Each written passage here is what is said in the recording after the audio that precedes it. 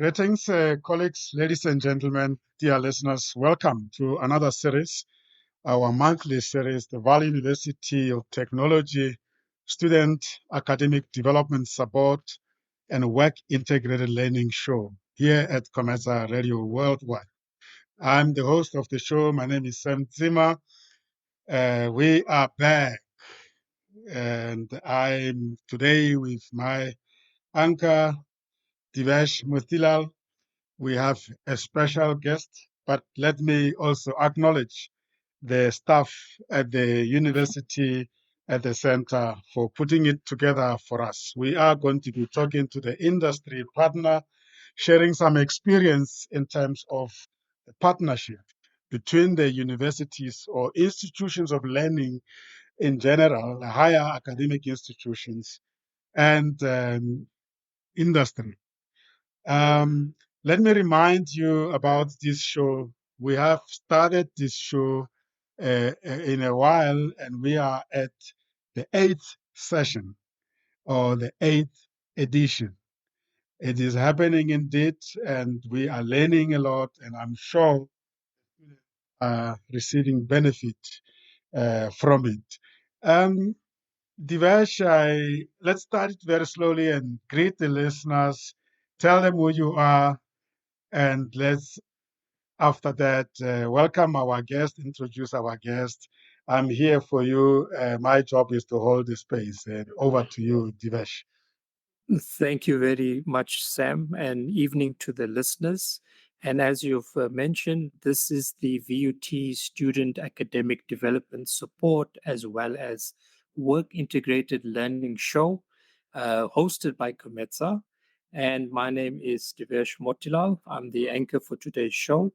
I'm an engineer by trade. I've worked in the development in terms of students, and I've also a resident DJ of COMETSA. I am a graduate of a program which COMETSA hosts called the Digital Online Streaming Mastery Program, and I've developed some of my skills and expertise in that program. Just in terms of the expectation that our listeners can have from today's show, we firstly looking at providing the support to our VUT community through the work integrated programs which the university offers with partners in industry. And in today's show, we have an esteemed guest. He's an HR manager at one of the power stations of Eskom, and they are providing a work integrated learning platform together with VUT, which our students at VUT can benefit in terms of the work integrated learning environment. And that's enough from my side. And I would like to ask our esteemed guest, Mr. Baepi, to give us a good short background as well as a self-introduction on in terms of his portfolio. Over to you, Mr. Baepi. A very good afternoon, evening to the listeners, and thank you very much to the VUT leadership and the COMETSA leadership for inviting me. It is indeed a privilege and an honor to be your guest tonight or this evening. My background, I started my career some decades ago in Eskom as a security guard. And in the process, I decided to go and further my studies through the University then of Potchefstroom, which is now the Northwest University. And I ventured into industrial psychology and industrial sociology.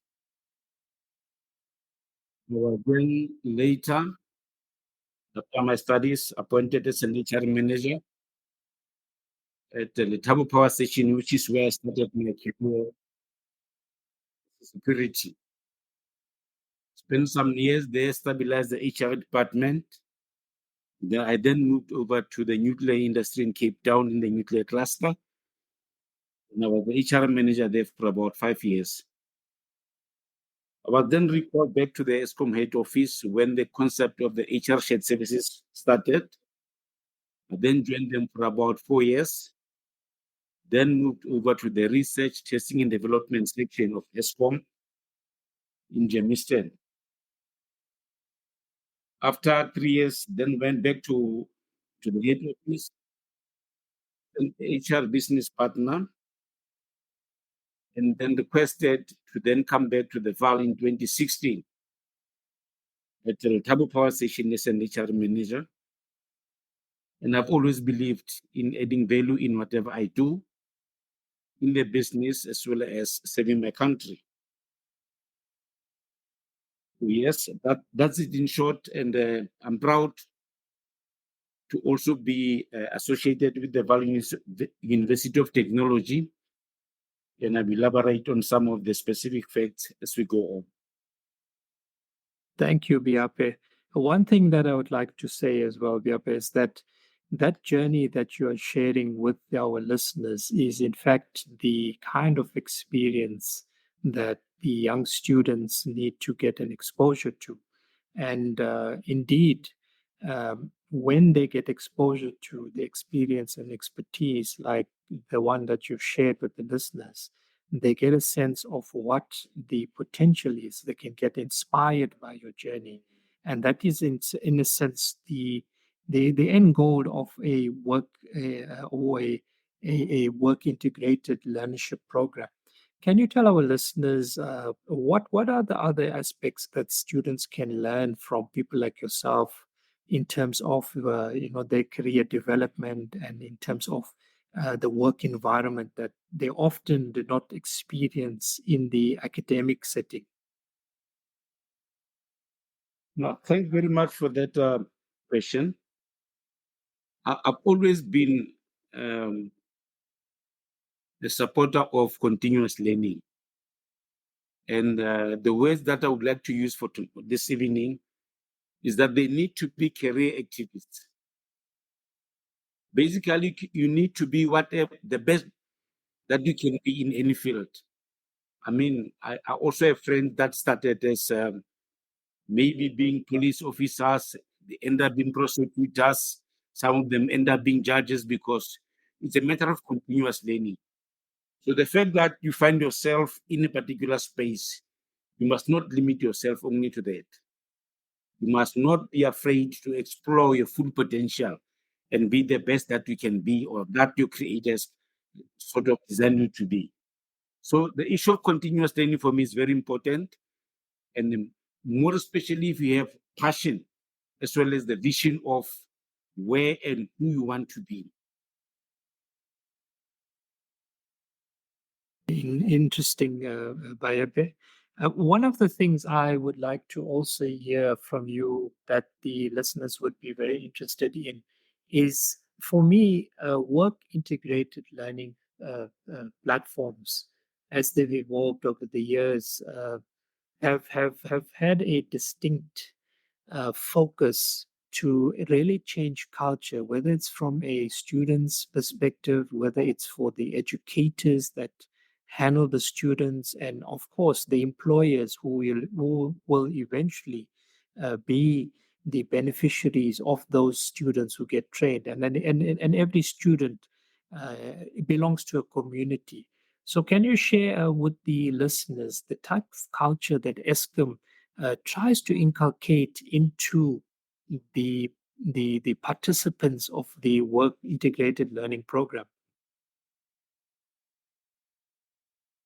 Okay, you see, when you talk about culture, I normally say the culture or subculture of any organization is actually determined by the leadership.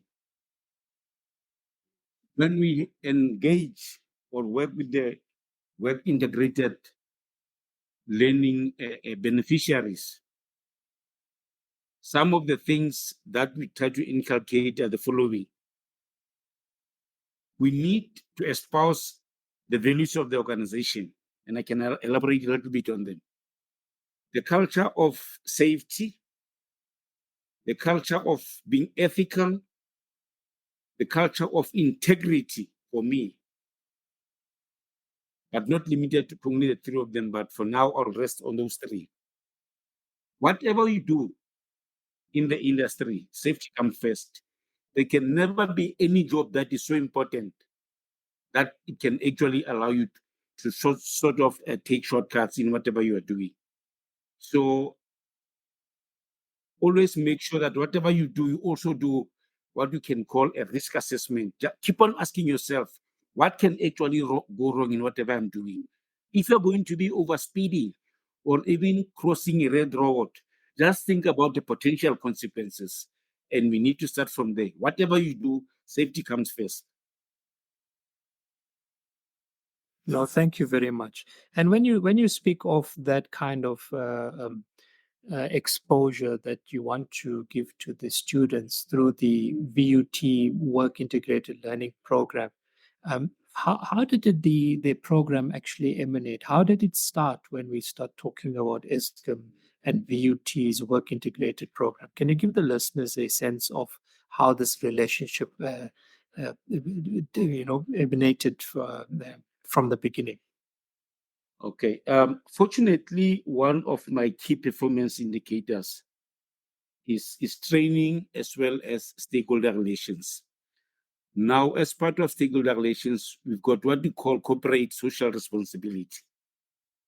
Now, the Eskom terms of reference are very clear in terms of what organizations can be supported and what institutions, as an example. So we're very much focused on academic institutions of learning from high school up to tertiary level, and obviously being around in the Vaal. The Vaal University of Technology was one of the obvious identified relevant stakeholders. So it was just a question of just finding out from them. Fortunately, they've also been having some career exposure sessions that they call career fairs.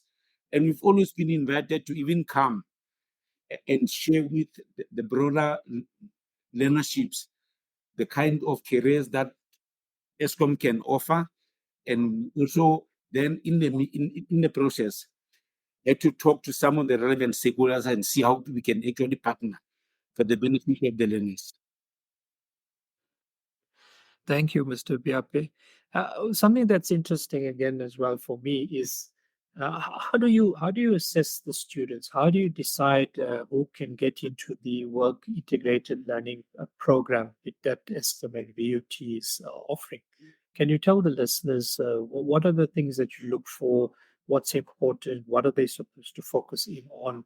And also even if it's something that they still need to get themselves wrapped around, what are the important aspects that they would need to adhere to? Okay. I think as a starting point, they need to work together with the cooperative education at the Vaal University, because we rely on the university to indicate to us the number of learners that they have, and then talk to my other significant stakeholders in the plan, whether it's chemical services or engineering or whatever disciplines. Though I will therefore send out a communique to all the relevant managers or other stakeholders to say, the UT has got an X number of learners in the following disciplines. Okay, and obviously via my training department, and we make sure that when we accommodate them, we also have enough resources to mentor and coach them, because that's also very important. But the numbers are not a big problem, because we believe that whatever we do based on the capacity that we have, we sometimes accommodate up to about 20 learners per annum. But we do that in conjunction with the leadership of VUT, the Department of Cooperative Education. And if you look at the program thus far from Eskom perspective, obviously this relationship is depending on both a value proposition for Eskom and of course a value proposition for VUT, and then, of course, the main stakeholders being that of the students. What are the benefits that you can outline for listeners that Eskom actually derives from this relationship, and what are the benefits that the students can get, and of course, the other partner being the Vaal University of Technology? What are some of the benefits that such a program can bring to those various stakeholders? Okay, let me firstly maybe start with the beneficiaries. I think for them to be exposed to the real world of work is a plus bonus for them. They will know, as an example, what does an artisan or a technician or engineer do on an everyday basis? Because they go to the plant, they form part of the teams. So that is real practical exposure to the real world of work. And from the feedback that I've received over the last number of years, they are actually amazed that sometimes what they thought was the real world of work is actually not what it is. But by being exposed and then working physically and practically in the plant gives them a real taste of the real world of work. And for Eskom, obviously, we are proud to be contributing. Remember that some of these learners at the end of the day, they need this practical exposure to be able to get their qualifications. So from that point of view, we are really proud to say we are helping those deserving learners to actually acquire their formal qualifications. And I think both the learners as well as the organizations, including the university, are real beneficiaries, all of them. But for me, it's even more important that the learners found this very educational as well as informative and practically empowering them. And does that help the educators as well? What do you think? It does a lot because remember that when we also engage with them, we also invite educators. We also have a program at our Vista Center. We also sort of host all sorts of uh, visitors and dignitaries and whatever. And we take them through the Eskom production process, including the value proposition. So even for the educators, knowing exactly what production as an example is all about, as well as the role of the various stakeholders, it also enhances their knowledge, practical knowledge from an industry point of view. And I think that the lessons learned, some of the areas of exposure that you've mentioned to our listeners, I think those are qualities that the beneficiaries can take back into their communities and actually have a ripple effect in terms of what your program, together with VUT, is trying to instill in the learners. In terms of that point, what I wanted to also ask you and to share with our listeners is that I do know that the program is currently at one of the 14 power stations that Eskom has in the country. Can you also tell us if there's any potential initiatives or intentions to expand this program? And can we also look at, how has the program really fared thus far from Eskom's perspective?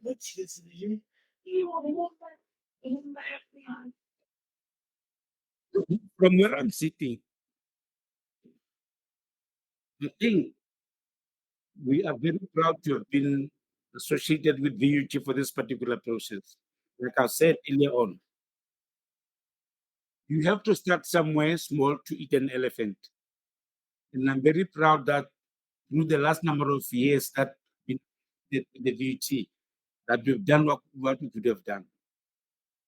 I have for now engaged our general manager and human resources to go and identify other power stations where they might be in a accessible proximity to the other power stations. Like predominantly most of our power stations are actually based in Mpumalanga because of coal and whatever the case may be.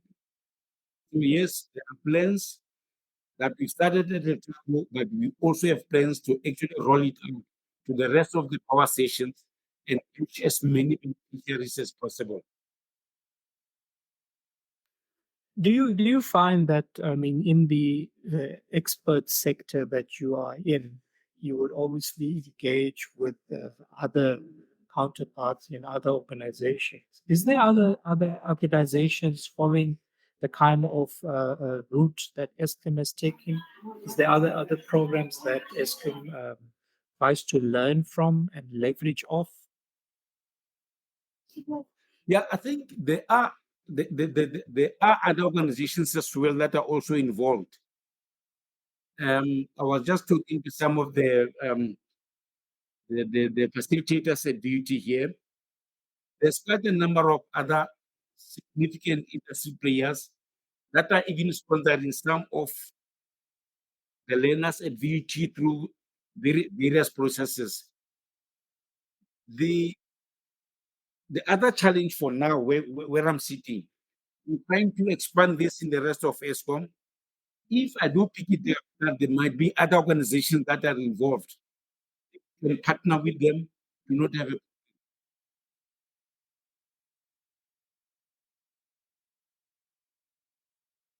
Definitely, it's a type of program that more corporates, together with the academic institutions, need to develop further. I mean, you've shared as well that there has been some feedback from students, at least, which are showing that they've been enjoying what they're benefiting from the program.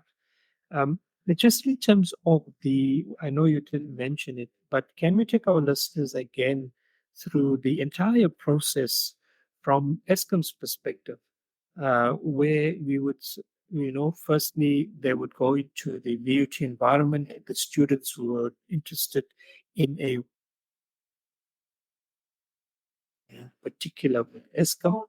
So can you take the listeners through the entire process from Eskom's perspective?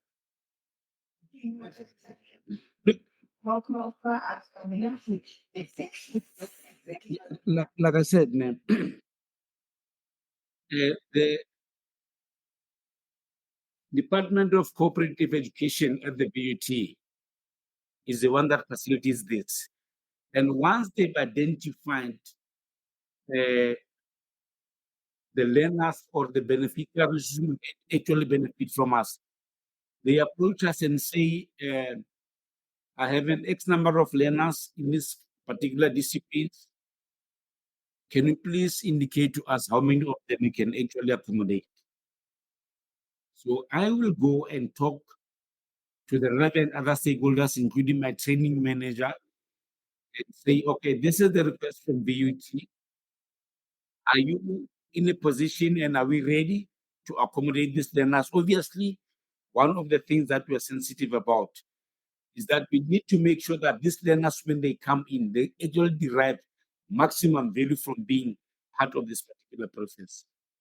Each and every learner will actually also be allocated a mentor, and they will then also enter into a learning agreement, including very clearly specified any outcomes from that particular process.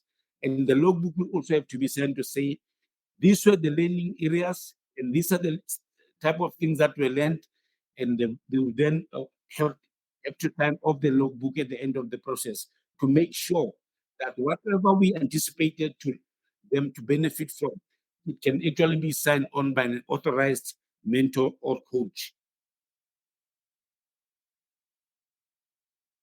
And do you offer employment opportunities to the students after they've gone through the work integrated learning program? Yes, we do, based on the availability of the vacancies. But right from the beginning, we also tell them the importance of behaving and marketing themselves so that when opportunities come, Well, they are actually already all known to the organization.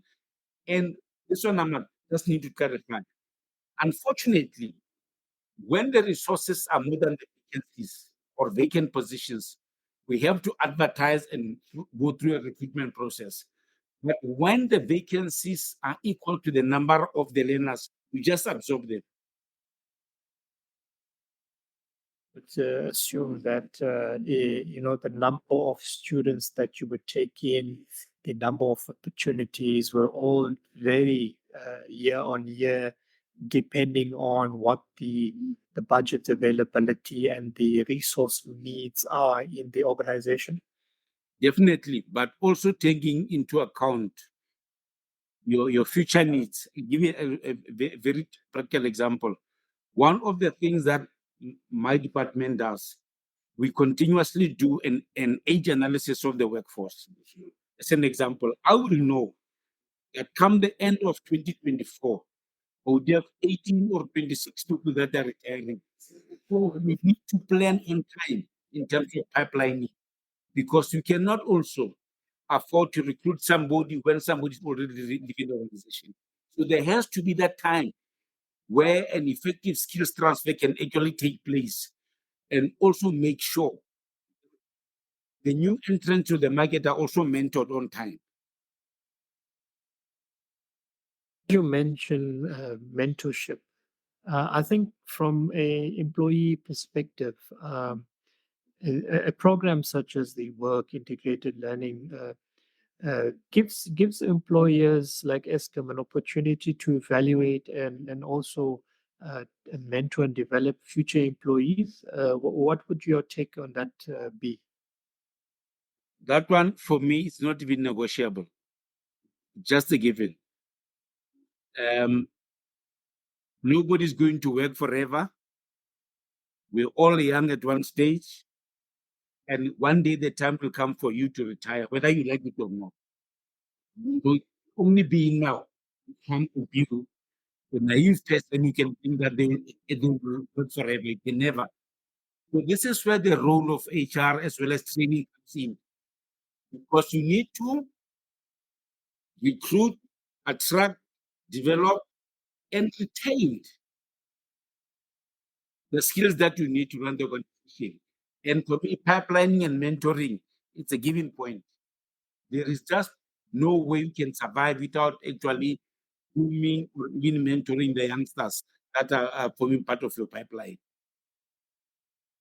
And it's interesting as well that usually with the younger people, in particular the students that you deal with, they can potentially contribute fresh ideas, current academic knowledge that they would have attained from an institution such as VUT, and maybe even enhance the brand of Eskom as well, especially amongst the student community. Have you had any experience or incidences where you were able to develop fresh ideas from the students as well as use the student community to help enhance the brand of Eskom? Definitely. We have a structure called Young Professionals name. These are your graduates that are with the age of 40. They have their own structure and they network. And also, one of the Eskom values is innovation, which simply means, loosely translated, thinking out of the box. Personally, I've experienced it that even our participation in the Eskom Young Expo or Career Expos, there's a lot of fresh and new ideas that are generated that we use for the benefit of the organization. So yes, it's very crucial that we must be open-minded and be open to fresh ideas and ideologies. Indeed, that I mean is an environment which is really conducive, and I think it's the type of development that the country really needs, especially since there's lots of unemployment. Even the graduates struggle with getting into organizations, because it's not always the case that your theory that you learn in your academic institution is readily used in the work environment. I just wanted to touch on a point which you could maybe share and elaborate with the listeners. When we look at the work integrated learning program, do we also have mechanisms where we can help the educators align academic content with the real world applications that an organization like Eskom would need? We foster those networks. Of course, you've got a partnership already, but to develop that partnership even better, I do know Eskom is part of the National Youth Employment uh, Services Program, the YES program. And, I would also expect that a work integrated learning platform can also enhance the educational outcomes and the employability of students. So that's going back value value add going back to the academic institutions. Can you maybe elaborate on those possibilities and whether that's been working from your Eskom perspective? Yes, the possibilities are there. And amongst others, we also have what we call a winter program, where around the Vaal we identify certain institutions of learning, including high schools, where during the holidays we actually bring in the teachers or the facilitators to the power station, and we take them through a program of maybe productivity. They can see what we do. We also have the various disciplines or career disciplines from the staff that are coming to actually address the facilitators. Give an example. I'll get somebody who's passionate about chemical engineering, electrical engineering, human resources, training, environmental, procurement, and supply chain. So we do get this kind of resources to come and also talk to the educators during the winter programs, so that they can also have an appreciation of the kind of things that their students or products will be exposed to once they join the organization. So by doing that, we also empower the teachers or the facilitators. No, indeed. And the relationship can only develop stronger, especially since each party in the relationship has a distinct role to play. I just wanted to touch on some of the experiences that you've had from a perspective of the students. Is there any specific areas which you find that the students need particular development work in, exposure to? Once you get a raw student coming from a academic institution like VUT, what are some of the challenges that you do face once they enter the work environment, and how do you overcome those challenges that you've been exposed to? I think one of the challenges that we are having, not only limited to this particular program, is the issue of discipline, and also the issue of acclimatizing in any particular environment. We have, however, overcome this by making sure that we take them through an induction program where we clearly spell out what our expectations are from a company perspective. The issue of time management, the issue of ethics, the issue of integrity, the issue of just being honoring your way, the issue of performance, the issue of discipline execution. What you said, we are giving the outputs to do, and you are committing to them. You obviously measure your only outcome. And you also need to have a structured way of resolving issues and not only sit and appreciate the problems or entertain them. At the end of the day, when you talk about performance appraisal systems, we talk about measuring the outcomes of what we've done, not only the effort.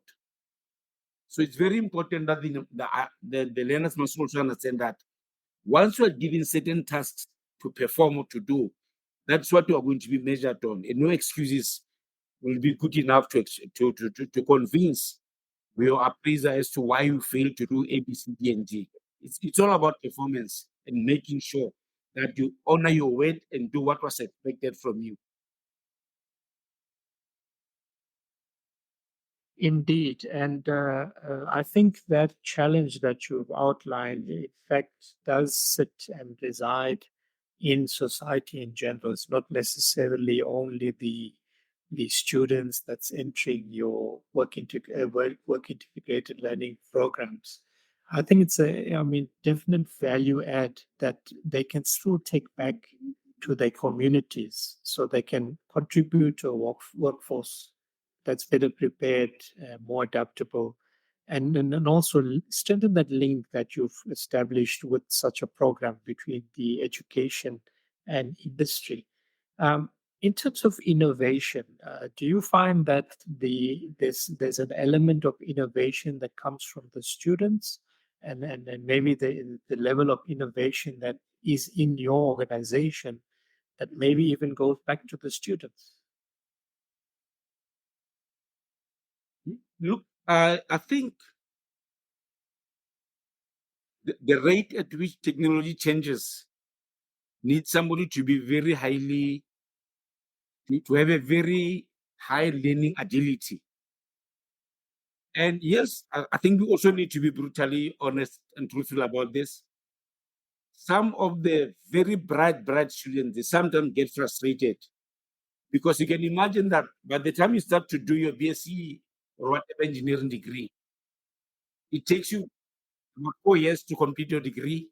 By the time you're done with your degree and you go and graduate, technology might have changed so much. So unless you are a passionate reader and researcher, sometimes you might actually fall out of the mix.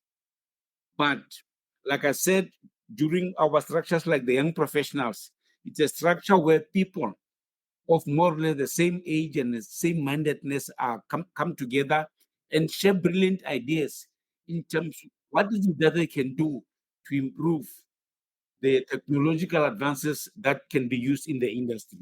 So it's a question of just maintaining a balance between what is and what will be. But it is always possible. There's nothing like nothing will ever work here because it's a question of also it's an organization being adaptive to technology. And when you speak of adaptability and flexibility and looking at the future, one of the things that we often also need to do is look at the past and learn from that. And I have experienced engaging with yourself that your passion has grown over the years. You've moved from one level to the next. And I find that to be very inspiring. I wanted to just share some of that inspiration with our listeners. I mean, you did give a journey map when we were introducing yourself. I wanted to just touch on your inspiring part of that journey so that the students can have a, a, a, a how can I put it, a, a glimmer of that uh, um, inspiration that you had, which took you from one level to the next. I know you shared with me as well in our other conversations that journey, but can you share that journey with the listeners, the inspirational path, the little bits that you did that you found kept you on the right path to bring you to where you are right now? Thank you very much for that. I've always been one person who believes in the power of positive thinking. There is that book, I think it's written by Norman Vincent Peale, The Power of Positive Thinking. Among the books that I read some years ago when I was young was a book entitled The 7 Habits of Highly Effective People by Stephen Covey. So my personal view is that you need to strive to be the best in whatever you do and be the best that your creator has created you to be. One person easily gets switched off by negative sentiment and things like gossip. I just don't have time for that. And on top of that, I've always believed that I'm here on earth for a purpose. And one of the books that I'm also currently reading is The Power of Having a Purpose in Life. Amongst others, the book is called What on Earth Am I Here? So having a purpose for me in life and striving to be positive at all the times makes you sure that you even touch the lives of others positive. I was having a chat earlier on today with our environmental manager, and I said, Monday was the World Earth Day. And from a environmental point of view, we cannot afford to, in whatever we do, destroy this planet called Earth. We need to leave it in a better state than we found it. So for me, it's all about always being positive. And I'm not saying there will never be challenges, but challenges are there to be overcome. And I personally believe that we have the great potential to move forward in a positive way as a country, more especially if we are focused on doing what is good. Yes, and I thank you, Mr. Baepi, that passion and experience that you've gone through with your own life journey. I can definitely say you are trying to pass on to not only, I'm sure, the beneficiaries of the work integrated learning program that VUT and Eskom is driving, but definitely in terms of all the lives that you touch within your own life. I really would like to thank you because that is really something that's inspiring to myself. What insights would you share? What knowledge or experience would you like to share with other corporates that might be listening in and may want to emulate what Eskom has done and maybe also wants to join forces with academic institutions such as VUT? What would you like to share with other corporates? I think what we need, firstly, we need inspirational and visionary leadership.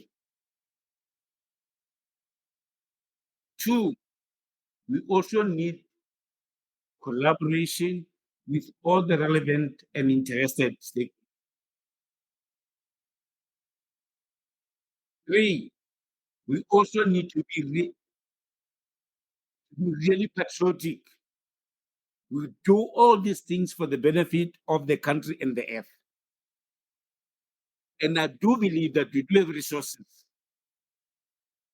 Sometimes, like I said, it's a question of collaboration. There are many other significant key and role players that might actually be in need of being reached out and discussed. And I don't think we've done enough as a country as far as that is concerned. No, indeed. And that's why I commend you as well as your organization to tackle this big challenge that we are faced with. And indeed, to really turn around the country, we need more initiatives like the one you and Eskom have done with VUT. I just wanted to also then thank you again for sharing your inspiration, talking to our listeners about the VUT Work Integrated Learning Program, which they are doing with Eskom. And what I would like to just also then highlight from the conversation that we've had is that indeed, firstly, for myself, there is passionate people out there that want to make a difference in the lives of the youth. The youth that are studying need the work integrated learning platforms so they can actually have exposure to the work environment and acquire things like working in teams, problem solving outside of the academic environment, and then also to build a professional identity for themselves and perhaps even get that much needed work opportunity. But also, another takeaway from myself is that a work integrated program like the one you've outlined definitely has a positive impact for the employers, the educators who are facilitating the academic environments and providing opportunities to participate with the companies like Eskom. And of course, all of these value adds, these benefits end up coming to the communities where the workers are going to be living in or where the students will go back. So that to me is really a good value add. And I would like to then again thank you, Mr. Baepi, for the conversation that we've had thus far.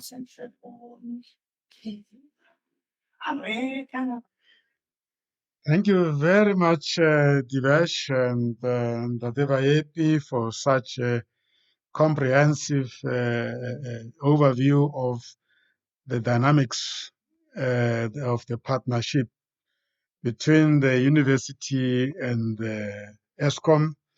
We are so grateful that we have people like Baepi that are so anchored in this important project of ensuring smooth transition of students from their world of learning into the world of work.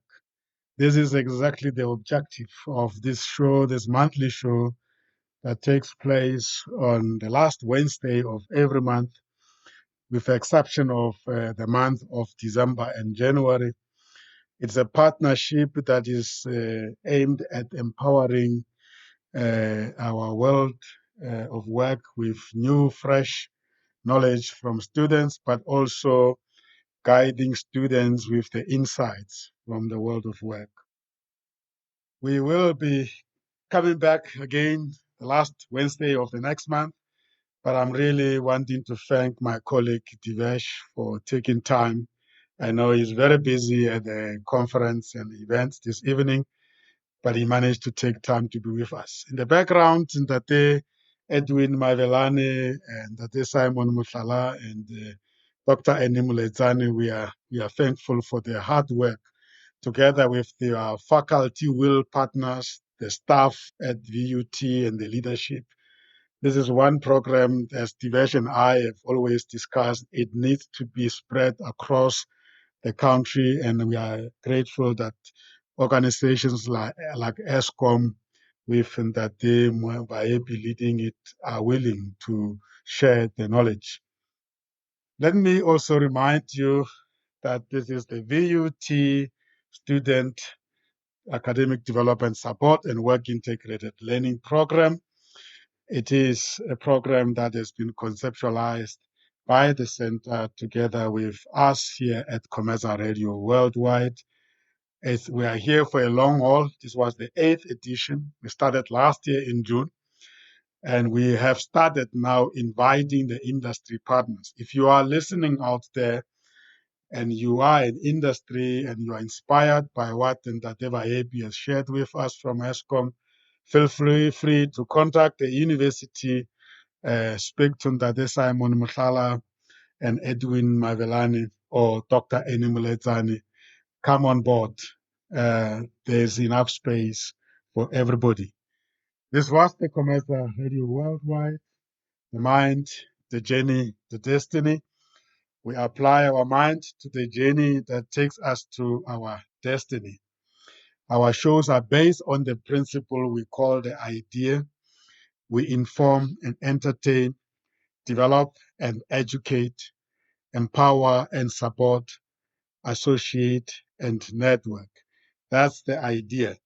Let me also invite you to join us tomorrow evening when we host a guest from Bangalore, India, that is talking about culture.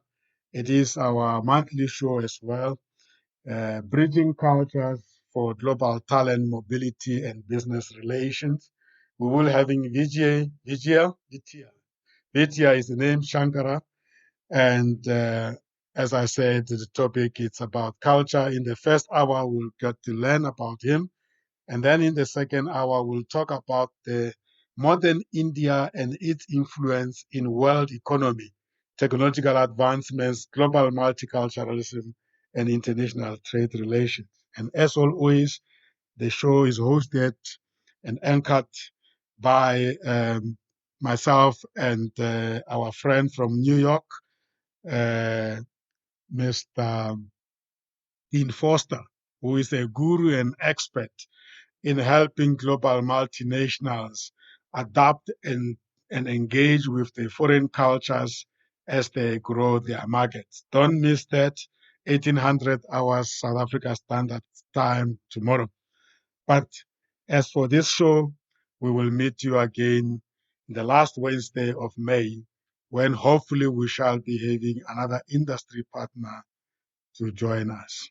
Thank you so much, colleagues. And then, of course, the staff at COMETSA, Michael Mulava, who is always quality assuring from the background, and the staff at VUT, Cooperative Education, that always make sure that we get the relevant partners. Thank you for tuning in. And of course, this show will be available as a podcast at insightsonlinepodcast.com. Available also on Spotify and Apple. Thank you. You take care. And until we meet again, colleagues in the studio, stay there. Don't go away as I'm disconnecting from the listeners.